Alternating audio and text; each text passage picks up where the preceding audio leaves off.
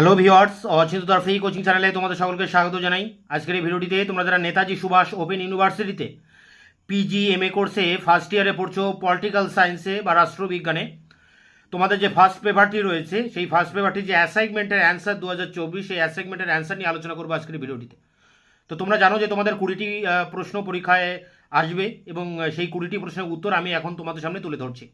এই প্রশ্নের উত্তরগুলি তোমরা ভালো করে খাতায় লিখে ভালো করে মুখস্থ করে তারপরে তোমরা অ্যাসাইনমেন্টের পরীক্ষাটি দেবে, তাহলে তোমরা 20তে 20 পাবে। তো এখানে দেখো তোমাদের প্রথম প্রশ্ন যেটি এসছে, জাতি ও বর্ণের মধ্যে পার্থক্য করেছেন কে? উত্তর হবে বঙ্কিমচন্দ্র চট্টোপাধ্যায়। পরেরটি দেখো 2 দাগে, কার মতে মহাভারতের কৃষ্ণ এক শক্তিশালী ব্যক্তির আদর্শ প্রতিনিধিত্ব করেছিল? উত্তর হবে বঙ্কিমচন্দ্র চট্টোপাধ্যায়। 3 দাগের প্রশ্ন দেখো, কোন ঘটনাটি ঘটায় পাঞ্জাব এলিয়েনেশন আইন পাশ করা হয়েছিল?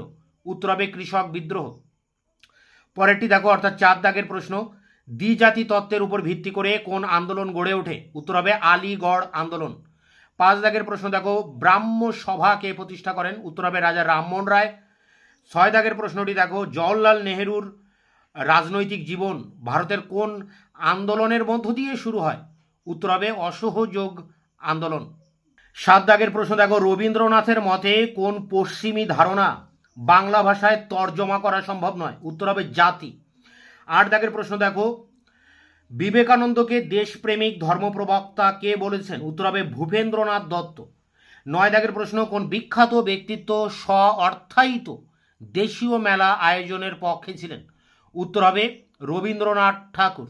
এরপরে 10 দাগের প্রশ্ন দেখো, বঙ্কিমচন্দ্রের কোন লেখার উপর ভিত্তি করে সুদীপ্ত কবিরাজ অসুখী চেতনা রচনা করেছেন? উত্তর হবে কমলা কান্তের দপ্তর। এরপরে 9 দাগের প্রশ্নটি দেখো, ভারতে কোম্পানির শাসনকালে প্রথম সাপ্তাহিক পত্রিকা কোনটি? উত্তর হবে বেঙ্গল গেজেট। 12 দাগের প্রশ্ন, পিএসপি এর সম্পূর্ণ রূপ কি? উত্তর হবে প্রজা সমাজতান্ত্রিক দল। 13 দাগের প্রশ্ন, কোন কংগ্রেস নেতা ইন্ডিয়ান ওয়ার্ল্ড ম্যাগাজিনে স্বদেশী আন্দোলনের বিভিন্ন ধারা বিশ্লেষণ করেছেন? উত্তর হবে পৃথ্বীশ চন্দ্র রায়।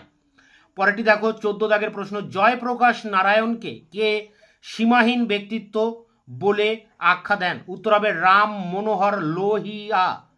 15 দাগের প্রশ্ন, গান্ধীজির কোন ধারণাকে নৈতিক আন্দোলনের ব্যাখ্যা করা হয়? উত্তর হবে সত্যাগ্রহ।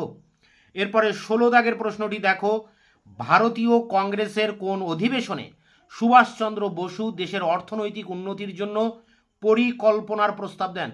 উত্তর হবে হরিপুরা, অর্থাৎ হরিপুরা কংগ্রেসে।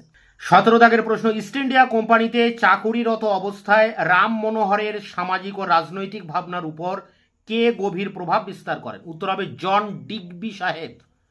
18 দাগের প্রশ্ন, রবীন্দ্রনাথ ঠাকুর জাতীয়তাবাদ সম্পর্কে তার ধারণাগুলি কোন রূপের মাধ্যমে প্রকাশ করেছিলেন? উত্তর হবে বক্তৃতা মালা। এরপরে প্রশ্ন দেখো 19 দাগের প্রশ্ন, ভারতের সামাজিক আন্দোলনকে কে জাতিগত ভূমিভিত্তিক এবং রাজনৈতিক আন্দোলনে শ্রেণীবদ্ধ করেছেন? উত্তর হবে ঘনশ্যাম শাহ। এরপরে 20 দাগের প্রশ্ন দেখো, এটি শেষ প্রশ্ন, নেহরু রচিত কোন গ্রন্থে উনি দাস ক্যাপিটালকে একটি বৈজ্ঞানিক প্রবন্ধ হিসেবে দেখেছেন?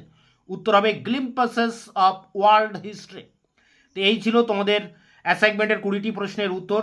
তোমাদের পলিটিক্যাল সায়েন্সে তোমরা যারা পিজি কোর্সে পড়ছো, তোমাদের ফার্স্ট পেপারের অ্যাসাইনমেন্টের উত্তরটি তোমাদের সামনে তুলে ধরলাম। তোমরা এগুলিকে সংগ্রহ করে ভালো করে মুখস্থ করে অ্যাসাইনমেন্টের পরীক্ষা দেবে ফার্স্ট পেপারে, তাহলে তোমরা 20তে 20 পাবে। তোমাদের বাকি অন্যান্য পেপারগুলি নিয়ে খুব দ্রুত আমি তোমাদের সামনে আবার এসে হাজির হবো। ততক্ষণ তোমরা চ্যানেলকে সাবস্ক্রাইব করে রাখবে, বন্ধুদের কাছে শেয়ার করবে, নিজেদের মতামত থাকলে কমেন্ট সেকশনে কমেন্ট করে জানাবে। ভিডিওটি ভালো লাগলে অবশ্যই একটা লাইক দেবে।